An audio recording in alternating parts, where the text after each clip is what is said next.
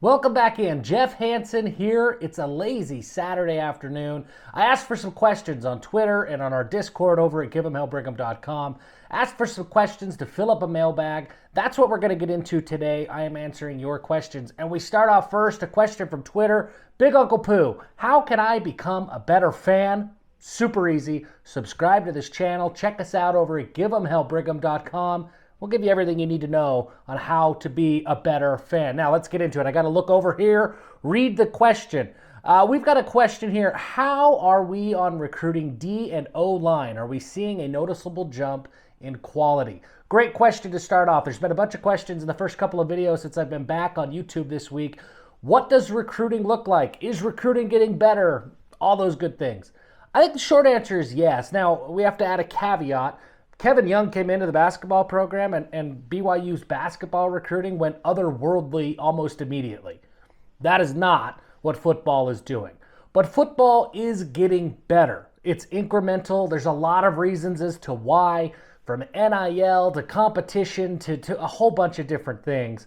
But yes, BYU especially, specifically on the offensive line and the defensive line, BYU is getting better. You look at a guy like Andrew Williams, and that's maybe I guess it's the most recent case study, but maybe the best case study that we have.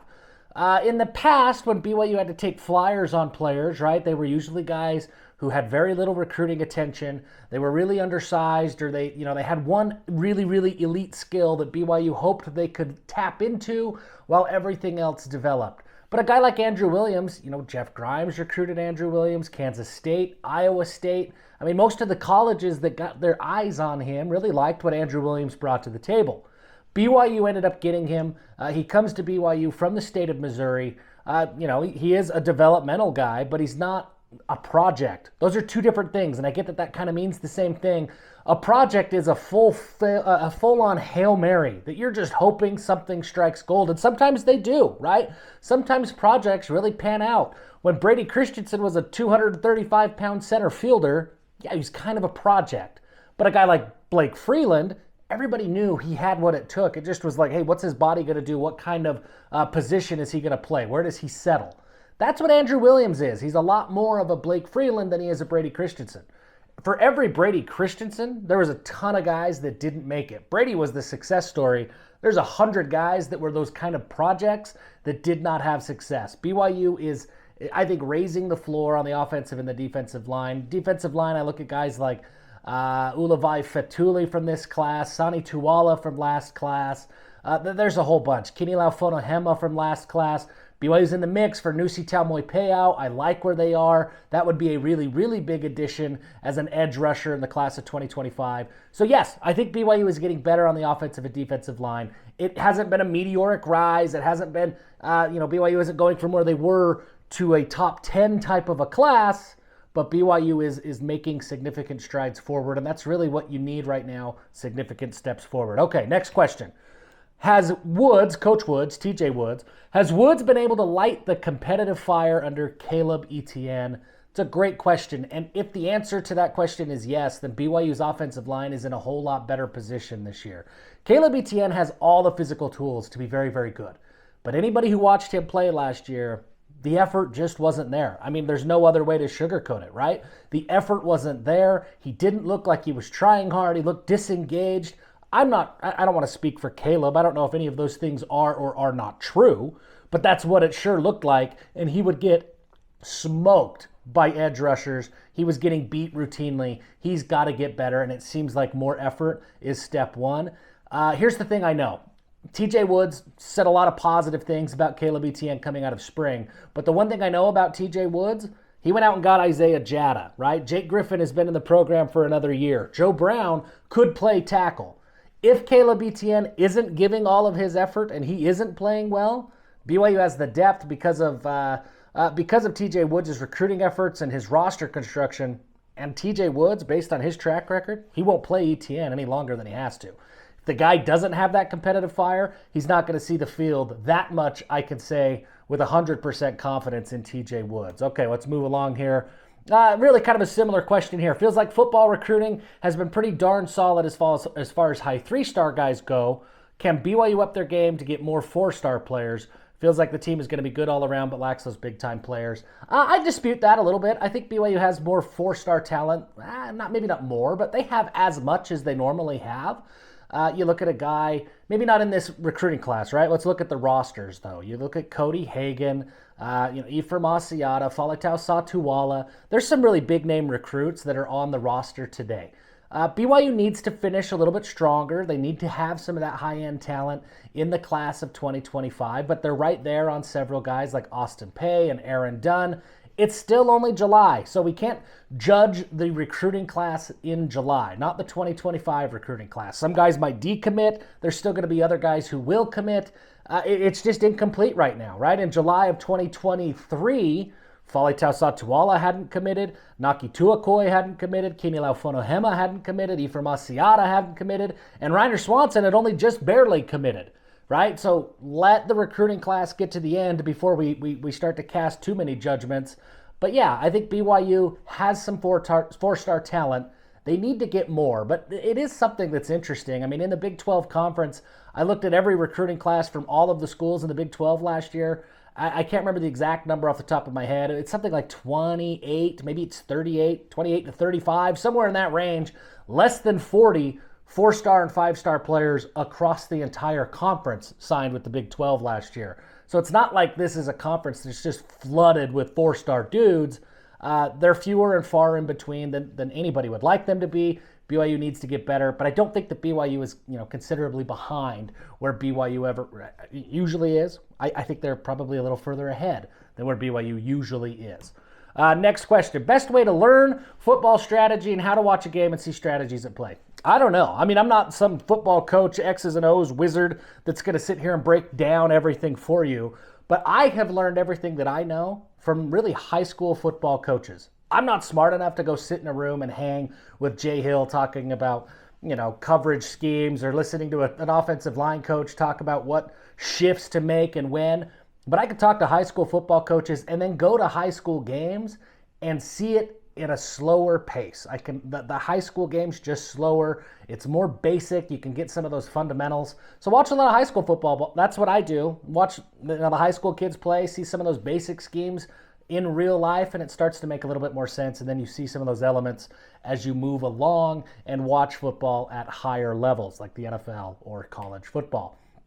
Okay, next thing, and I want to hit on this. I hit on it a little bit in my last video. I want to hit on it again today. Do you think the coaching staff is stating a two-quarterback system just because they want Bohanon, but they are cautious about giving him too much and injuring him, and also damaging Jake's confidence? There's a lot of questions here. QB money, or I guess QBs transfer so much, or the coaches playing that game? Basically, your opinion out QB1. I haven't heard a single coach talk about a true two-quarterback system. I've heard coaches talk about two quarterbacks being in contention for quarterback one, right? But I haven't heard coaches say that, hey, we're going to roll two guys out in the same game. That's our game plan. I don't think that's what the coaches are going to do. Why do I think they're not naming a starter right now? I don't think anybody's earned it. I think competition is what this program needs. And unless you have a guy like a Zach Wilson, unless you have Jaron Hall, unless you have Max Hall, unless you have that bona fide, without a doubt, incumbent starter in your room, you want competition. BYU does not have that bona fide starter, so you need these guys to work as hard as they possibly can, and playing time is the best incentive. So if the coaches could say, hey, look, nothing is guaranteed. Jake Retzlaff, you started 4 games last year. Don't care. It means nothing. You'll sit the bench this year. He's going to have to work harder if he wants to find the field. I think that's why they're doing it. Why, what do I think? How does this play out? I think Jake Retzlaff's probably the guy in week 1. I think Gerry Bohanon, if he could shake off the rust, he's going to make a really, really strong case to change the plans. And then McKay Hillstead and Trayson Bourget are right there at 3 and 4. I think they're going to be given a chance, but I do think there's some distance between them and Bohanon and Retzlaff, at least here for the beginning of the season. Okay, next question. Taking off the tinfoil hat and replacing it with your prophet hat, yikes. What is one big recruit you see BYU landing in the 2025 cycle? Also, we've heard news of staff being added, but not so much on the recruiting side. Has that happened? Do you see it happening soon? Let's tackle the second question first. Yes, there's going to be more recruiting resources that continue to be added. There have been some recruiting resources that have been added already. A lot of them have been quiet, but moves like Annie Barnum taking over the on-campus recruiting, moving Brandon Bradley into a more recruiting coordinator type role. Justin Anderson's still there. Vince Feula is there. There's a lot of student assistants and staffers. There's more. BYU has added, and they will continue to add. Yes, absolutely. One recruit, I think Austin Peay. I know I just mentioned him. I know that's kind of the layup because of his brother. His brother's on the team. But I think Austin Peay is the biggest and maybe the most important recruit for BYU in this cycle. And that's the one that I see committing, with the most amount of certainty, that I feel the most confident in saying right now. Okay, next question. Why in this quarterbacks and recruiting? Are you guys sensing a theme? Why is BYU having such a hard time getting a quality quarterback, especially with the transfer portal? Why can't we go get a high-quality quarterback? Folks, there's not that many of them. I mean, that really is, it's kind of a cop-out of an answer, but you look across the sport, high-quality quarterbacks, that's what everybody's looking for. That's what every team in the country wants, is high-quality quarterbacks. They're tough to find. So that's the first answer. You don't have a huge supply of high-quality quarterbacks. But digging into it a little bit more, I think BYU made a miscalculation, I guess, last year. I think that after Kedon Slovis committed, they felt good about Kedon Slovis being in the program, and they thought, okay, hey, we can go into the transfer portal and get a guy like Slovis each and every year. I think they found that, one, Kedon Slovis wasn't the plug-and-play answer that they hoped he would be, and also, two, it's a lot harder to get players like Kedon Slovis to come out of the portal if you don't have just a ton of money to shell out. And most guys in the transfer portal don't really pan out. I really could make a whole episode on this. That first year of transfer portal bonanza craziness, Jackson Dart, Caleb Williams, Dylan Gabriel, there were a ton of transfers that panned out. Bo Nix, there were a ton, right? Michael Penix. There were a ton of transfers in that class that panned out. And I think everybody looked at that and said, whoa, hey, this is the future. Look how well it has worked. I think the last couple classes have maybe pointed to a more realistic future, that most of the time those quarterbacks that are in the portal they're not at that level. They're not Jackson Dart. They're not Bo Nix. They're not Michael Penix. Now, there's a few, don't get me wrong, there's a few quarterbacks in every class that are going to transfer, that are going to go to the biggest names in the sport, to the Ohio States. They got a big name. Oregon got two big names. Florida State got a big name. The biggest names in the sport will continue to get the biggest names in recruiting, whether it's the transfer portal, high school, whatever. That's just the way that it is. But after those first 10, 12 guys, there's just not that much there in the portal. So what does it come down to? It comes down to old-fashioned recruiting and development. And if you look at BYU's success throughout history, right? This is not just a recent history, but throughout history, BYU's best quarterbacks have been guys who have come to the program as maybe under-the-radar type guys and have flourished. Ty Detmer, right? Nobody knew who he was, turned out to be great. Steve Young, nobody knew who he was, turned out to be great. Zach Wilson, mid-3-star. Jaron Hall, mid-3-star. That's the kind of recruit that BYU has always had success. So the whole BYU quarterback pipeline is about development. That's what it has always been about, and that's what it has to continue to be about going forward. BYU can raise the floor and help their chances by bringing in more talent, but I think that's the answer, right? I think that they've got to recruit better at the high school ranks. That's where the miscalculation came in. They only recruited 3 or 4 guys when they missed those guys last class, and then they said, hey, we're going to go to the portal. That didn't work out, and now here we are. This is what the quarterback room looks like today. Next question. This is getting a little bit longer than I want it to be. Next question. With LJ is unavailable to start the season, according to Jake Hatch, who do you see coming up and taking those starting reps? I have no reason to doubt Jake Hatch. If he says LJ's hurt and not going to make the start of the season, he's probably more informed than I am. For what it's worth, I haven't heard that he's unavailable for the season. I've heard there was an injury, but that the level of concern wasn't as high as, hey, game time is already missing. Maybe that's changed. If he's gone, I'm a big believer in Poke Honga out of Timpview. He went on a mission. He came home a little bit early, and so he's joining the program ahead of schedule. He was there for spring ball. Poke Haonga is the real deal. I don't know that he's ready as a true freshman to jump in and be the guy that takes, 25 carries a game. But as long as he's in that rotation somehow, I really like the BYU rushing attack. Just for perspective, he's the same class as LJ Martin. They signed at the same time. LJ Martin, obviously a true freshman last year. Poke went on a mission. Now he's back, and now they're together again. I really like Poke. He could do a lot of things. Hinckley, Rapati, Miles Davis, they can get BYU through 3 or 4 games. And really, it all comes down to the offensive line anyways. The rushing game was so bad last year, and it was because of the offensive line. The offensive line has to get better. Whoever is at running back, as long as the offensive line improves, I think can be serviceable enough to get BYU through those first 3 games. And then hopefully by then, LJ Martin is ready. Okay, last question I want to tackle today. Is Jay Hill a serious threat to take the job in Logan? Not right now, because they're going to, it's just too short. No coach is going to take a new head coaching position in July. That's just not how coaches work, because that's setting themselves up for failure. Could Jay Hill take that job in January? Absolutely, yes, he could. I would question how much he really wants that job. I think there's going to be a mess in Logan. Jay Hill makes a good amount of money.